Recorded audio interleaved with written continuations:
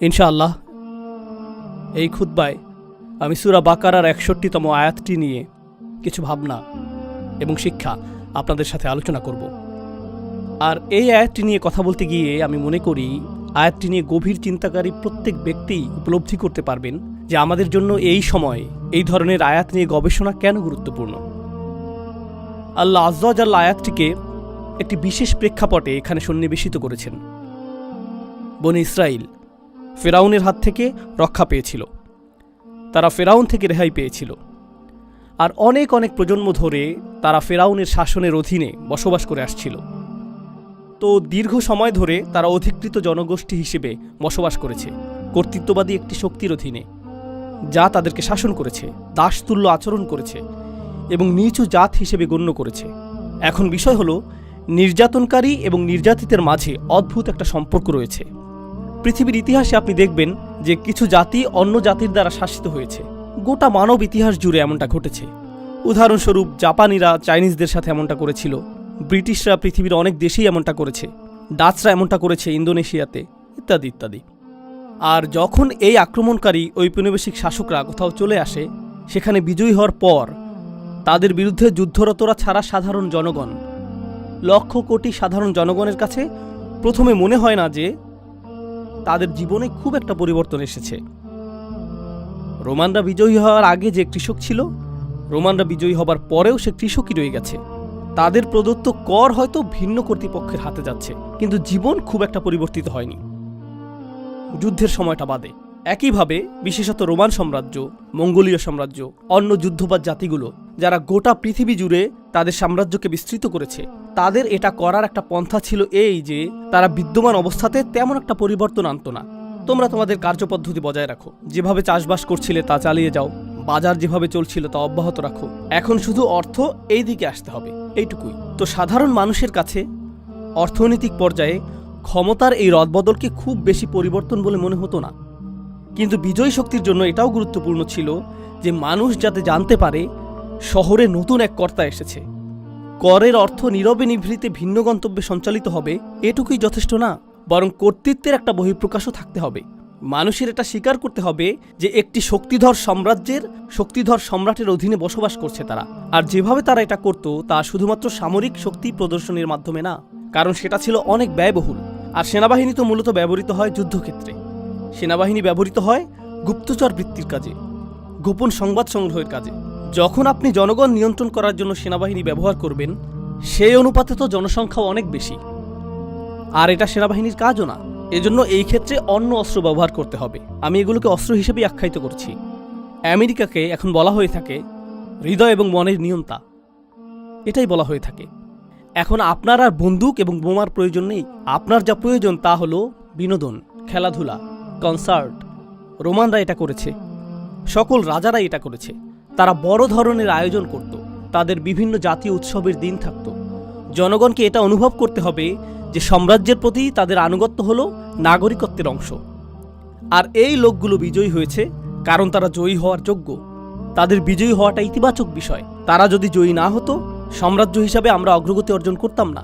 যদিও তারা আপনাকে নিজেদের অন্তর্ভুক্ত মনে করে না, কিন্তু তারা চায় যে আপনি তাদেরকে নিজেদের পরিবার হিসেবে গণ্য করেন। তারা কখনোই আপনাকে নিজের পরিবার হিসেবে গণ্য করবে না, কিন্তু তারা চায় যে আপনি তাদেরকে নিজেদের পরিবার হিসেবে গণ্য করেন। আর তারা এটা করে পতাকার মাধ্যমে, কুচকাওয়াজের মাধ্যমে, গান, প্রদর্শনী এবং প্রোপাগান্ডার মাধ্যমে। তারা এগুলো সৃষ্টি করবে। এমনকি ফেরাউনের সময়েও সে এগুলো সৃষ্টি করেছিল। আপনি ফেরাউন রাজবংশের ইতিহাস অধ্যয়ন করলে এটা লক্ষ্য করবেন। এটা অধ্যয়ন গুরুত্বপূর্ণ, কারণ কোরআনে বারবার ফেরাউনের আলোচনা এসেছে। আপনি যদি প্রাচীন মিশরীয় ফেরাউন সাম্রাজ্য নিয়ে জানেন, তারা প্রচুর পরিমাণে অদ্ভুত কিন্তু ভীতিকর এবং শক্তিশালী স্মৃতিস্তম্ভ নির্মাণ করেছিল, যেমন পিরামিড, স্ফিংস এবং অন্যান্য আরও অদ্ভুত ধরনের স্থাপনা, যা দেখার জন্য এখনও মানুষ এই সকল স্থান ভ্রমণ করে। আর এই সকল স্থাপনা এমনভাবে নির্মাণ করা হয়েছিল যে যখন মানুষ নৌপথে ভ্রমণ করত, তারা এই স্থাপনাগুলো নদীর তীরে দেখতে পেত। ও, এই লোকদের সাথে ঝামেলা করা যাবে না, দেখো তারা কি নির্মাণ করেছে। এটা ছিল ভীতি সৃষ্টির একটা মাধ্যম। কোরআনে আল্লাহ আজ্জা ওয়া জাল্লা পূর্ববর্তী জাতিগুলোর ব্যাপারে এই বিষয়টি বর্ণনা করেছেন। যেমন হুদ আলাইহিস সালামের জাতি, তারাও এটা করত। তারা মূর্তি এবং বিশালাকার স্থাপনা নির্মাণ করত, অন্য কোনো কারণে না, বরং একটা ভাবমূর্তি, একটা প্রভাব সৃষ্টির জন্য। ঠিক তো এটা কোনো একটা বিষয়ের প্রতীক। আপনারা জানেন, যখন আমেরিকার বিদ্রোহীরা ব্রিটিশ সাম্রাজ্যের বিরুদ্ধে যুদ্ধ করেছিল, তখন ফ্রেঞ্চরা যেহেতু ব্রিটিশদেরকে ঘৃণা করত, ব্রিটিশদেরকে মানসিক যন্ত্রণা দেওয়ার জন্য তারা স্ট্যাচু অফ লিবার্টি উপহার দিয়েছিল, ফ্রান্স এবং আমেরিকার মাঝে মৈত্রী সম্পর্কের প্রতীকস্বরূপ। আর স্ট্যাচু অফ লিবার্টি কিসের প্রতিনিধিত্ব করে? স্বাধীনতা, বাক স্বাধীনতা, ধর্মের স্বাধীনতা, মত প্রকাশের স্বাধীনতা, মানুষ হিসেবে যেমন ইচ্ছা বাঁচার স্বাধীনতা। যদিও ফ্রান্স এই স্বাধীনতাগুলো উদযাপন করে, সেখানে হিজাব পরিধান করলে আপনি চাকরি পাবেন না। বায়োডাটাতে আপনার নামে মোহাম্মদ উল্লেখ করলে চাকরির ইন্টারভিউর জন্য ডাক পাবেন না। সেই ব্যক্তি যিনি একজন সাদা চুলের, সাদা চামড়ার আলজেরিয়ান, তার নাম আব্দুল করিম, তিনি একটি চাকরির আবেদন করেছেন, কিন্তু তিনি তা পেলেন না। তিনি নিজের নাম পরিবর্তন করে জেক রাখলেন, আর সাথে সাথেই চাকরির ডাক পেয়ে গেলেন। এটাই স্বাধীনতা। কিন্তু এটা শুধু একটা প্রতীক। এটা মানুষকে দেখানোর জন্য যে এর প্রতিনিধিত্ব আমরা করি, এটাই আমরা উদযাপন করি। এটা করা হয় পতাকা এবং এই জাতীয় অন্যান্য জিনিসের মাধ্যমে। এখন বেশিরভাগ মানুষের ক্ষেত্রে কি ঘটে? বেশিরভাগ মানুষের ক্ষেত্রে এই সাম্রাজ্যগুলো যা করেছিল তা হলো, এই মানুষগুলো পৃথিবীর সম্পর্কে যেরকম চিন্তা করে তা নিয়ন্ত্রণ করত। আপনি যদি সেই সময় বসবাস করতেন, তাহলে তারা চাইতো যে তাদের মতো করে জগৎ আপনি চিন্তা করেন। তারা চায় সেভাবে আপনি জগৎকে দেখুন, যেভাবে তারা আপনাকে দেখাতে চায়। আর সেটা ছিল তাদের সবচেয়ে শক্তিশালী অস্ত্রগুলোর একটি। বনি ইসরায়েল ছিল দাসতুল্য। মিশরীয় সমাজে তারা ছিল দাসতুল্য। আর মুসা আলাইহিসসালাম তাদেরকে সেই দাসত্বের শৃঙ্খল থেকে মুক্ত করেছিলেন। এখন তারা মুক্ত। তারা রয়েছে মরুভূমিতে। মিশরীয় সেনাবাহিনী ডুবে গিয়েছে, তারা ধ্বংসপ্রাপ্ত হয়েছে। এখন তারা মুক্ত, কিন্তু আসলে তারা মুক্ত নয়। কারণ প্রকৃত আক্রমণটি সামরিক আক্রমণ ছিল না, প্রকৃত আক্রমণটি ছিল মানসিক আক্রমণ। তারা শারীরিক বিবেচনায় মুক্তি পেয়েছিল বটে, কিন্তু মানসিকভাবে তারা মুক্ত হতে পারেনি। তারা মানসিকভাবে মুক্ত হতে পারেনি। তারা এখন একরকমভাবে মুক্ত। আমি আপনাদেরকে একটা উপমা প্রদান করছি। ধরুন কেউ কারাগারে রয়েছে, মিথ্যা অভিযোগে তাকে কারাগারে বন্দী করা হলো, আর 20 বছর কারাগারে কাটানোর পর সে মুক্তি পেল। যখন সে মুক্তি পায়, সে আবারও সূর্য দেখতে পায়, সে আবারও স্বাভাবিক খাবার খেতে পায়, সে আবারও বন্ধুত্ব তৈরি করতে পারে। সে কি আর কখনো কারাগারের পোশাক পরিধান করতে চাইবে? আমি সেই পোশাকগুলো মিস করছি। সে কি এটা বলবে? সে কি এটা বলবে যে কারাগারে যে তরল ধরনের খাবার দেওয়া হতো, সেই খাবারটা আমি খুব মিস করছি। আমি মুরগির মাংস খেতে চাই না, আমি গরুর মাংস খেতে চাই না, আমি বারবিকিউ খেতে চাই না, আমি সেই পুরাতন নোংরা পাত্রটি চাই। আর আমি অন্ধকারাচ্ছন্ন স্থানে বসে খাবার খেতে চাই যেখানে ইঁদুর ঘুরে বেড়ায়, কারণ আমি সেগুলো মিস করছি। কেউ সেটা করবে না, কেউই সেটা করবে না। প্রকৃতপক্ষে সে যদি একটা ইঁদুর দেখে, অথবা সে যদি কারাগারের খাবারের পাত্রটির মতো একটা পাত্র দেখতে পায়, তার স্মৃতিতে সেটা ভেসে উঠতে পারে। তার হয়তো পুরনো দিনের কথা মনে পড়ে যেতে পারে। সে হয়তো কান্না শুরু করে দিতে পারে। তার সেটা মনে পড়ে যায় যখন সে কোনো পুলিশ অফিসারকে দেখে। তার হৃদয়ের মধ্যে আতঙ্ক অনুভব করতে পারে, কারণ সে এই অবস্থার মধ্য দিয়ে গিয়েছে। এমনকি সে কারাগারের পাশ দিয়ে যাতায়াতও করতে পারে না। এটা তার জীবনের ভয়ঙ্কর কালো অধ্যায়ের কথা স্মরণ করিয়ে দেয়। সে ভুলে যেতে চায় এই মানুষটি মুক্তি লাভ করেছে এবং এখন সে মুক্তির স্বাদ উপভোগ করতে চায়। সে স্বাধীনতার স্বাদ উপভোগ করতে চায়। তো মুসা আলাইহিসসালাম তাদেরকে নিয়ে মরুভূমিতে চলে গেলেন। এটা মরুভূমি, কোনো বাগান নয়। এখানে বিচিত্র খাবারের সুব্যবস্থা নেই, এখানে প্রচুর পরিমাণে ছায়া নেই। তো আল্লাহ ছায়ার ব্যবস্থা করলেন। ওয়াযাল্লালনা আলাইহিমুল গমাম, তাই না? ওয়া আনজালনা আলাইকুমুল মান্না ওয়াসসালওয়া। তো আল্লাহ তাদের জন্য মান্না এবং সালওয়া প্রেরণ করলেন। খাবারের ব্যবস্থা হয়ে গেল। টিকে থাকার জন্য প্রয়োজন ছিল পানি, যা এসেছে 12টি ঝর্ণাধারা থেকে। ফানফাজারাত ইসনাতা আশারাতা আইনা, 12টি ঝর্ণাধারা দেয়া হয়েছিল। আমিষের ব্যবস্থা করা হয়েছিল, সালোয়ার ব্যবস্থা করা হয়েছিল, এই পাখির ব্যবস্থা করা হয়েছিল। এই পাখি শিকার করে তারা মাংস আহার করতে পারত। আমিষ এবং চর্বির প্রয়োজন পূরণ হলো। মান্না হলো এক ধরনের গম যা তারা উৎপন্ন করত। তো তাদের জন্য শর্করার ব্যবস্থা করা হলো। পানিরও অভাব ছিল না। এটি ছিল পরিপূর্ণ পুষ্টির একটা ব্যবস্থা। তারা সেখানে কোনো সমস্যা ছাড়া টিকে থাকতে পারত পূর্ণ স্বাধীনতা সহকারে। তবে এই মানুষগুলো যারা শারীরিকভাবে মুক্ত হয়েছিল ঠিকই, কিন্তু তখনও মানসিক দাসত্বে আবদ্ধ ছিল। আর 61 নম্বর আয়াতে তারা মুসা আলাইহিসসালামের কাছে আসলো। আল্লাহ বলছেন, ওয়া ইয কুলতুম, স্মরণ করো যখন তোমরা মুসাকে বলেছিলে, লান নাসবিরা আলা তাআমিন ওয়াহিদ, আমরা শুধু এক ধরনের খাবার খেতে পারবো না, একই খাবার বারবার খাওয়ার ধৈর্য আমাদের নেই। দুপুরের খাবার কি? মান্না এবং সালোয়া। রাতের খাবার কি? সালোয়া এবং মান্না। একই জিনিস বারবার। আমি আর এটা পারছি না, কাম অন, কিছুটা বৈচিত্র্য নিয়ে আসো। তো তারা মুসা আলাইহিসসালামের কাছে আসলো, আর অভিযোগের এই অংশে তারা বলল, ফাদউ লানা রাব্বাক ইখরিজ লানা মিম্মা তুমবিতুল আরদু মিন বাকলিহা ওয়া কিসাইহা ওয়া ফুমিহা ওয়া আদাসিহা ওয়া বাসলিহা। তারা বলল, কেন তুমি তোমার প্রভুর কাছে দোয়া করছো না? তার উচিত আমাদের জন্য আরো বিচিত্র ধরনের সবজির ব্যবস্থা করা, যেমন ডাল, পেঁয়াজ, কিছুটা তরকারি থাকা তো প্রয়োজন, কিছু মশলা তো থাকা প্রয়োজন। এই জিনিস খেয়ে যেতে পারবো না, আমরা কি আল্লাহর কাছে ভালো খাবারের অর্ডার করতে পারি না? এটাই তারা জিজ্ঞেস করছে। এটা কেন গুরুত্বপূর্ণ? কেন আল্লাহ এই সকল সবজির নাম উল্লেখ করলেন? মজার বিষয় হলো, এইগুলো ছিল মিশরের জনপ্রিয় সবজি, আর তারা তাদের মিশরীয় প্রভুদের সব সময় এই খাবার খেতে দেখেছে। আর তাদের কাছে সেখানে সম্ভবত এটা তো শুধুমাত্র দুইটা খাবারের মিশ্রণ, সেই খাবারের কিছুটা অবশিষ্টও ছিল। আমি আপনাদেরকে উপমা দিয়েছি যে তারা কারাগারের খাবার মিস করে, তাই না? এখন তোমরা মুক্ত হয়ে গিয়েছ, কিন্তু তোমাদের মস্তিষ্ক এখনো কারাগারের মধ্যে রয়েছে, আর তোমরা সেই খাবারই চাইছো যা কারাগারে থাকতে উপভোগ করতে। আর তোমাদের নবীকে জিজ্ঞেস করছো, হ্যাঁ স্বাধীনতাটা চমৎকার, কিন্তু আমরা কি জেলখানার খাবারে আবার ফিরে যেতে পারি? মুসা আলাইহিসসালাম উল্লেখযোগ্য একটা জবাব দিয়েছিলেন। এটা শুধু খাবার নিয়ে ছিল না, পৃথিবীর সবচেয়ে শক্তিধর সাম্রাজ্যের অধীনে আমরা বসবাস করেছি। পৃথিবীর অন্য সকল জাতি ফেরাউনের ভয়ে ভীত ছিল। আমাদের ফেরাউনি নাগরিকত্ব ছিল। সর্বশ্রেষ্ঠ পরাশক্তি মিশরের পাসপোর্ট ছিল আমাদের গ্রিন কার্ড ছিল, সব কিছু ছিল আমাদের। এই সব কিছু ত্যাগ করে এখন আমরা মরুভূমিতে এসে পড়েছি। এই পাখি আর রুটি খাচ্ছি, এটাই স্বাধীনতা? এখানেই তুমি আমাদের নিয়ে এসেছো। আমরা পৃথিবীর 1 নম্বর জাতি থেকে পালিয়ে এসেছি, আর তুমি এভাবে আমাদের জীবনযাপন করতে বলছো? লক্ষ্য করুন, তারা 1 নম্বর জাতি ছিল না, তারা ছিল 1 নম্বর জাতির দাস। কিন্তু তাদের চিন্তায় আমরাই 1 নম্বর জাতি, কারণ মিশরীয় প্রভুরা তাদের মধ্যে এই ধারণা সৃষ্টি করেছিল যে তারা সেই সাম্রাজ্যের অংশ। যদিও আপনি আসলে একটা পতঙ্গ যা তারা তাদের পায়ের নিচে পিষ্ট করে। আপনি আসলেই পতঙ্গ ছিলেন যা তারা পিষ্ট করে। তারা এমনটাই ছিল। উদাহরণস্বরূপ, আমেরিকার রাজনীতিতে কিছু মানুষ ডোনাল্ড ট্রাম্পের জন্য পাগল ছিল, তার জন্য তারা উন্মত্ত ছিল। অনেক খ্রিস্টানরা জিসাসের চেয়েও ট্রাম্পের প্রতি বেশি আগ্রহী ছিল, আমরা এটা দেখেছি। আর এই মানুষগুলোর ঠিকমতো বিদ্যুৎ বিল পরিশোধ করতেও কষ্ট হয়ে যায়। তারা কোনো রকমে টিকে আছে, কিন্তু যখন ট্রাম্প আসে, ইয়ে আমরা আপনাকে ভালোবাসি, আর সে বলে আমিও তোমাদেরকে ভালোবাসি, সে আপনাদের কাউকেই ভালোবাসে না। কিন্তু সে অত্যন্ত সফলভাবে আপনাদের মাঝে এই ধারণা সৃষ্টি করেছে যে তাকে আপনাদের ভালোবাসা উচিত। সে সফলভাবে এটা করেছে। এটা ফেরাউনের কৌশল, ইতিমধ্যে এটা উল্লেখ করা হয়েছে। তো তারা ছিল দাস, কিন্তু সেখান থেকে মুক্তি পেয়েও সেই পুরাতন জিনিসই তারা চাইছে। ঔপনিবেশিক প্রভু তাদেরকে যা দিয়েছিল তাই তারা চায়। তারপর মুসা আলাইহিসসালাম বললেন, ইহবিতু মিসরান। এখানে মিশ্রণ শব্দটি আসলেই উল্লেখযোগ্য একটা শব্দ। আরবি ভাষায় মিশ্রণ অর্থ হল গ্রামীণ উন্মুক্ত এলাকা।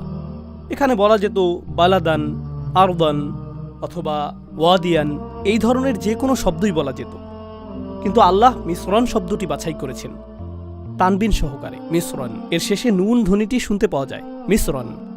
কিন্তু মিশরের জন্য আরবিতে ব্যবহৃত শব্দটি হল মিশ্র, তানবিন ছাড়া। এটাকে বলা হয় মামনু মিনাস সরফ। তো দুটি শব্দ দেখতে খুবই কাছাকাছি, কিন্তু তারা একই অর্থ প্রকাশ করছে না। আপনি যদি মিশ্র অথবা মিশ্রু বলেন, এটা মিশর, কিন্তু যদি মিশ্রণ অথবা মিশ্রুন বলেন, এটা গ্রামীণ উন্মুক্ত এলাকা। কিন্তু শব্দ দুটি খুবই কাছাকাছি।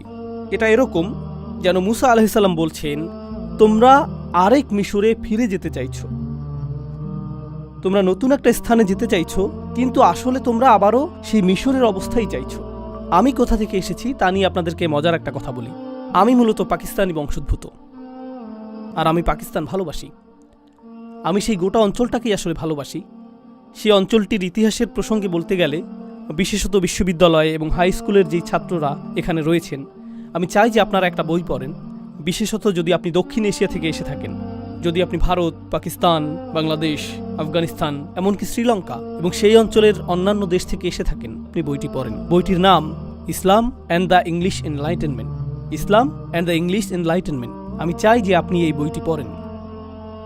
তো মূল কথায় আসি, ব্রিটিশরা ভারতকে উপনিবেশ করেছিল। তারা হিন্দু, মুসলিম, শিখদেরকে একটা সময় ধরে শাসন করেছে।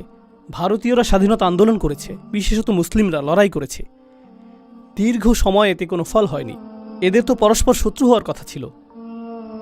শত্রুর সব কিছুকে আপনার ঘৃণা করা উচিত, কিন্তু সেই শত্রু অত্যন্ত সফলভাবে এটা শিখাতে সক্ষম হয়েছিল যে যদি তুমি আমার ভাষায় কথা বলো তাহলে তুমি সাফল্য অর্জন করবে, যদি তুমি আমার মতো পোশাক পরো তাহলে তুমি সাফল্য অর্জন করবে, যদি তুমি আমার মতো খাবার গ্রহণ করো তাহলে তুমি সফল হতে পারবে, যদি তুমি আমার মতো কথা বলো, যদি তুমি আমার মতো আচরণ করো, যদি তুমি আমার মতো দেখতে হও, যদি তুমি ভান করো যে তুমিই আসলে আমি, তোমার গায়ের রং শ্যামলা হলেও যদি ভান করো যে তুমি সাদা চামড়ার মানুষ, তাহলে আসলেই তুমি সফল হতে পারবে।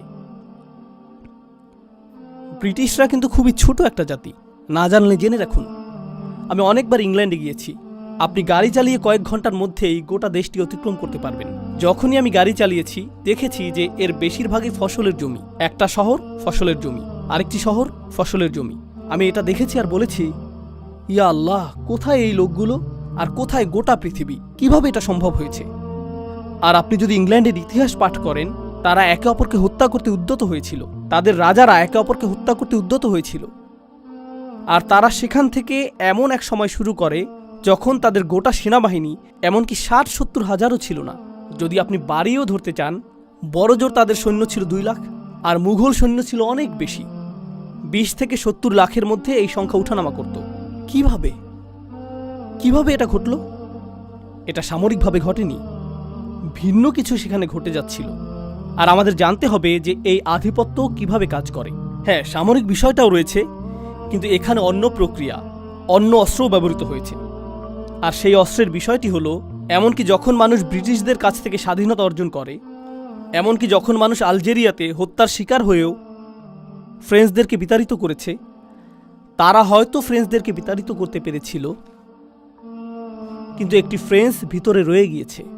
তারা ব্রিটিশদের বিতাড়িত করেছে, কিন্তু একটি ব্রিটিশ ভিতরে রয়ে গিয়েছে। আর অবস্থা যখন এমন হয়, এই অবস্থায় আপনি পাকিস্তানের মতো একটা দেশে যেতে পারেন, যা আমি ভালোবাসি।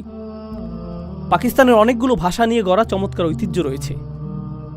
এর মধ্যে অনেক ভাষা মৃতপ্রায়। সেখানে আপনি যদি একটি রেস্টুরেন্টে যান আর উর্দু ভাষায় কথা বলেন, তাহলে ওয়েটার আপনার দিকে বিরক্তি ভরে তাকাতে পারে।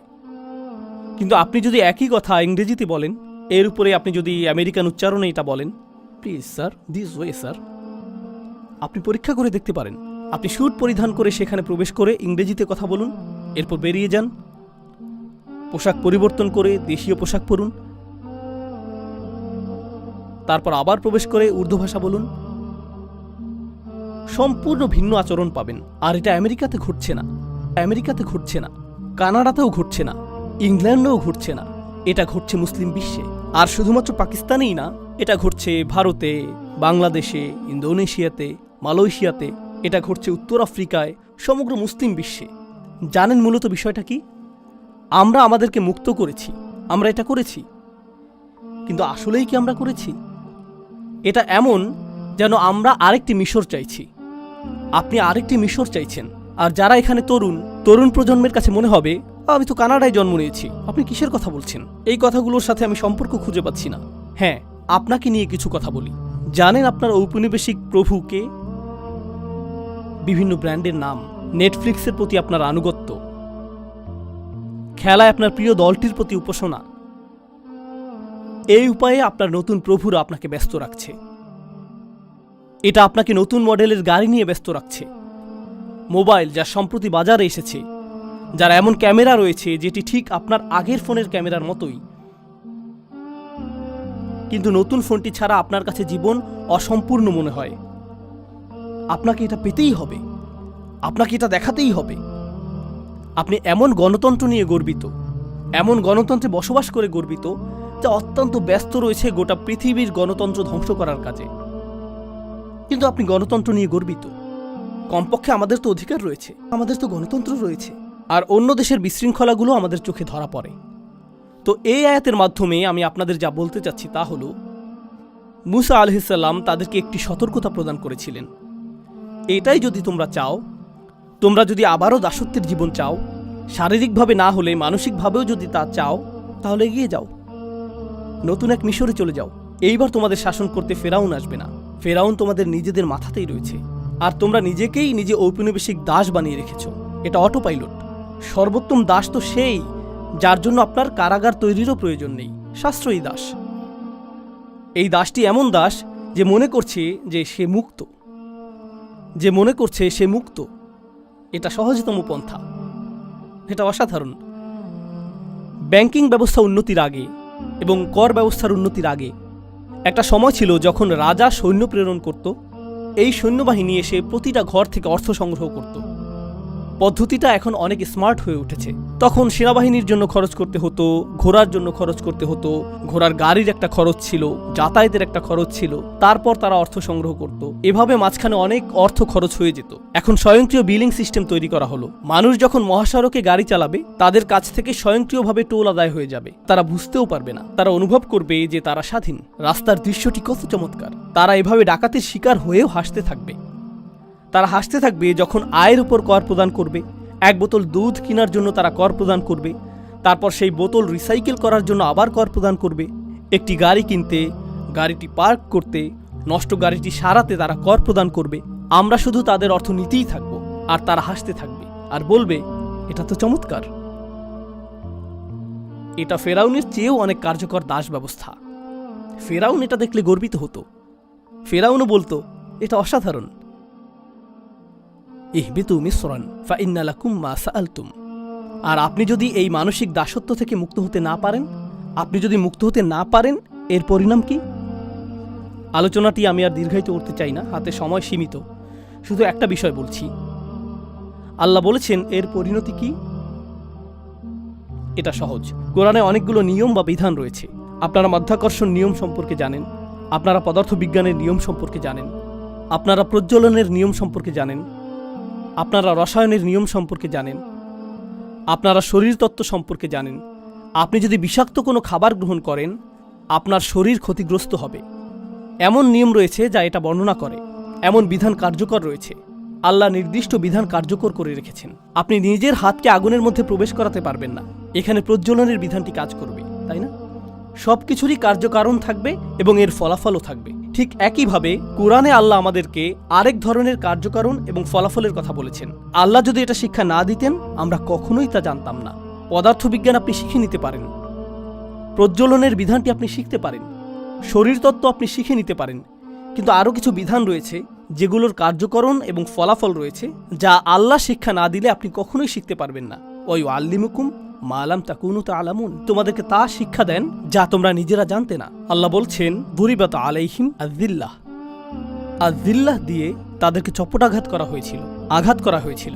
তো আমি চাই যে আপনারা জিল্লাহ শব্দটি উপলব্ধি করুন। এছাড়াও আরও বোঝার রয়েছে, কিন্তু যদি জিল্লাহ শব্দটি বুঝতে পারেন, এটা যথেষ্ট, এখনকার জন্য যথেষ্ট। তো আল্লাহ বলছেন, এই লোকগুলো যারা মানসিকভাবে দাসত্ব বরণ করতে চেয়েছিল, তারা জিল্লাহ দ্বারা আঘাতের শিকার হয়েছিল। তো এই শব্দটি দিয়ে আসলে কি বোঝাচ্ছে? এটা এসেছে আরবি শব্দ মুজাল্লাল থেকে, তরিকুন মুজাল্লাল, অর্থাৎ এমন পথ যার উপর মানুষ প্রচুর হাঁটে, যার ফলে এটা মসৃণ হয়ে যায়। যেমন আপনি যদি এমন স্থানে বসবাস করেন যেখানে পায়ে চলার জন্য আলাদা পথ না থাকে, সেটা যদি ঘাস এবং আগাছাপূর্ণ স্থান হয় আর মানুষ হাঁটতেই থাকে, তখন এই আগাছাগুলোর মাঝখানে মসৃণ পথ তৈরি হয়, সেখানে কিছু জন্মায়ও না। এটা হলো তরিকুন মুজাল্লাল, মসৃণ পথ। যেহেতু এর উপর অনেক হাঁটা হয়েছে, ফলে এটা মসৃণ হয়ে গিয়েছে। হাইতুন জলিল, এটা ব্যবহৃত হয় দেয়ালের ক্ষেত্রে। মানুষ দেয়াল নির্মাণ করে বাইরের মানুষকে দূরে রাখার জন্য, কিন্তু দেয়ালটি যদি 1 হাত পরিমাণ উঁচু হয়, এর ফলে মানুষ সহজেই ঢুকে পড়তে পারে। এটা অকেজো, কারণ এটা অনেক নিচু। এই ধরনের দেয়ালকে বলা হয় হাইত জলিল, এটা অনেক নিচু। এভাবে বাইতুন জলিল, যখন আপনি বাড়ি কিনেন, আপনি তা কিনতে চান উঁচু জায়গার উপর, কিছুটা উঁচু স্থানে, কারণ যখন বৃষ্টি নামবে পানি গড়িয়ে নেমে যাবে। কিন্তু আপনি যদি নিচু স্থানে বাড়ি কিনেন, অন্য সকল বাড়ির পানি আপনার বাড়িতে চলে আসবে, আপনার বাড়িই বন্যার শিকার হবে। এটাই বাইতুন জলিল। তারা দুলাল আল করম শব্দটি ব্যবহার করে এমন গলার হারের জন্য যাতে সস্তা পুঁতি থাকে, কিন্তু এর মাঝ বরাবর মূল্যবান কয়েকটি পাথর থাকে যা নিচে ঝুলে থাকে। তো দুল্লিয়াত আনাকিদুহ, মূল্যবান যে পাথরগুলো নিচে ঝুলে থাকে সেগুলোকে আসলে বলা হয় জুলাল, যেগুলো নিচে ঝুলে থাকে। মুহাম্মদ হাসান হাসান জাবাল কর্তৃক লিখিত আরবি ভাষার বিখ্যাত অভিধানে তিনি এই ব্যাপারে বলেছেন, নাকসুস ইরতিফা ইশাই, কোনো কিছু উঁচু ছিল কিন্তু এখন তা নিচু হয়ে গেল, এটাই দলিল। কেউ শক্তিশালী ছিল, এরপর সে দুর্বল হয়ে গেল, এটাই দলিল। সামাজিক দৃষ্টিকোণ থেকে কেউ আগে আত্মমর্যাদা সম্পন্ন ছিল, আর এখন মানুষের পায়ের নিচে পিষ্ট হওয়াকে এবং নত হয়ে থাকাকে সে উপভোগ করে, এটাই দলিল। তো মুসলিম সভ্যতার সাথে কি ঘটেছে?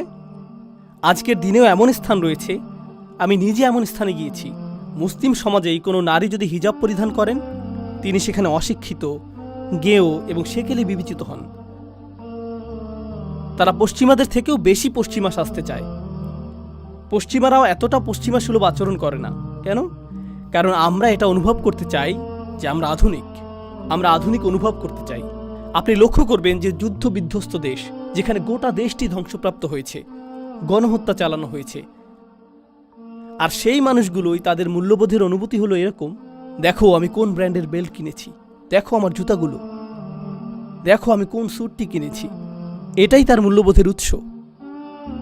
প্রভু বলেছে, আমার কাছ থেকে কিনো, আমাকেই কর প্রদান করো, আর একই সাথে গর্বিতও বোধ করো। মানুষ এর চেয়ে বেশি দলিল কিভাবে হতে পারে? মানুষ এর চেয়ে নিচে আর কিভাবে নামতে পারে? এটা হালাল এবং হারামের বিষয় না। আমি চাই যে আপনারা বিষয়টা উপলব্ধি করুন। এটা হারামের সাথে সম্পর্কিত না, এটা আত্মমর্যাদার বিষয়। আমি সমাপ্তি টানছি এই বলে যে পৃথিবীর সকল সংস্কৃতিই হল আদম আলাইহিস সালামকে যা দেয়া হয়েছিল তা থেকে আগত। আনজালনা আলাইকুম লিবাসান ইউআরি সাওআতিকুম ওয়ারিশা। আদম আলাইহিস সালামকে বলা হয়েছিল, আল্লাহ তোমার জন্য পোশাক প্রেরণ করেছেন যাতে তোমার লজ্জাস্থানকে আবৃত করতে পারো। তো আপনি যদি পরিধান করেন বাংলাদেশি পোশাক, পাকিস্তানি পোশাক, আফগানি পোশাক, আমেরিকান পোশাক, ব্রিটিশ পোশাক, জাপানি পোশাক, এই সবগুলোরই সূচনা হয়েছে আদম আলাইহিস সালামকে যা প্রদান করা হয়েছিল তা থেকে। আর আল্লাহ তার কিতাব এবং তার রাসূলের সুন্নাহর মাধ্যমে আমাদেরকে পথ নির্দেশনা দিয়েছেন পোশাকের থেকে অজ্ঞতা দূর করার জন্য। আপনি পরিশীলিতভাবে জাপানি পোশাকও পরতে পারেন, আপনি পরিশীলিতভাবে আমেরিকান পোশাকও পরতে পারেন, চাইনিজ অথবা অন্য যে কোনো জাতির পোশাকই পরতে পারেন। সংস্কৃতি প্রত্যাখ্যানের বিষয় নয়, বরং ঔপনিবেশিক প্রভুত্বকে প্রত্যাখ্যান করা উচিত। শাসন করার মানসিকতাকে, শাসকের উপাসনাকে প্রত্যাখ্যান করা উচিত। আর সুবহানাল্লাহ, আমরা অত্যন্ত চমৎকার সময়ে বসবাস করছি। এই সময়ে আমাদের জন্য এই ধরনের আয়াত নিয়ে গভীর চিন্তা করার মাধ্যমে বিশেষত তরুণ প্রজন্মের কাছে একটা সুযোগ রয়েছে ঔপনিবেশিক মানসিকতা থেকে উম্মাকে মুক্ত করার, যা মুসলিম চিন্তাকে আচ্ছন্ন করে রেখেছে 1 শতাব্দীরও বেশি সময় ধরে। মুসলিমরা হলো পৃথিবীর বুকে শক্তিশালী একটা জনগোষ্ঠী। আমরা বেশ কয়েক শতাব্দী ধরে ঘুমিয়ে আছি। আমাদের কিছুটা খারাপ সময় পার করছি, আমরা শুধুমাত্র খারাপ সময় পার করছি, কিন্তু এর অর্থ এটা না যে আমরা দুর্বল, আমরা ঘুমন্ত সিংহ। আমরা জেগে উঠতে শুরু করছি। গাজায় যা ঘটে যাচ্ছে তা শুধুমাত্র পৃথিবীর জন্য চক্ষু উন্মোচনকারী নয়। এটা শুধু আমেরিকানদের সচেতন করা না যে আমরা বাক স্বাধীনতার কথা বলে থাকি কিন্তু তা আসলে আমাদের নেই। আমরা মত প্রকাশের স্বাধীনতার কথা বলে থাকি কিন্তু আসলে তা আমাদের নেই। আমরা প্রতিবাদ মিছিলের স্বাধীনতার কথা বলে থাকি কিন্তু তা আসলে আমাদের নেই। এটা শুধুমাত্র আমেরিকানদেরকে এই গুরুত্বপূর্ণ বিষয়গুলো নিয়ে সচেতন করা না, বরং এই চিন্তাও জাগ্রত করা যে তারা আমাদেরকে দাসের মতোই বিবেচনা করেছিল আর অদৃশ্য বেড়া তৈরি করে রেখেছিল। মুসলিমরা বুঝতে পারছে যে এতদিন আমি কিসের উপাসনা করে আসছি, কোন কল্পিত গরু নিজের চিন্তার জগতে তৈরি করে আমি উপাসনা করেছি, বনি ইসরাইলের সেই সোনালী গরুর মতো।